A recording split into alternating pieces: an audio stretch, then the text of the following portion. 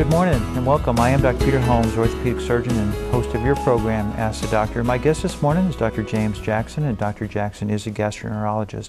If you have any questions for Dr. Jackson in the future or care to contribute to the kids that have little or no insurance, two ways to do it: www.needfoundation.org or fax 696-9012. Well, folks, we didn't invest all the excess funds in Medicare trust system appropriately. As a result, the way I see Medicare is going to have a meltdown. I don't know what other word to use. I'll probably come up with a different one, but something's got to happen here. Okay, let's look at Medicare. Medicare is made up of two main parts. There's Part A, and guess what? Part B. Pretty simple, because I'm an orthopedist. Now, Part A is the part that pays for the hospital, pays for nursing care system and that kind of thing, the non-physician part.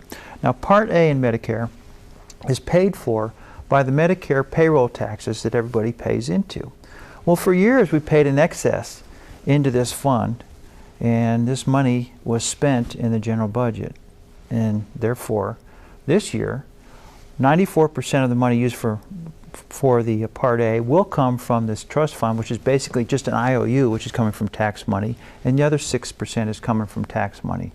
They estimate this so-called trust fund, which is again $390 billion in IOUs, will be gone by the year 2019. So all those baby boomers that paid in for 45 years, there's no trust fund stuff left, unless they said two corrections occur. Suggestion number one: increase payroll taxes by 142%. For those of you who are self-employed, that means you get to pay 12% now of your money just for Medicare alone. Suggestion number two is 51% decrease in spending.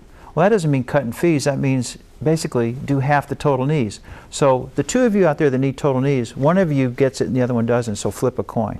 That's 51% decrease in spending. Now, Part B, Medicare, that's the part that pays physicians.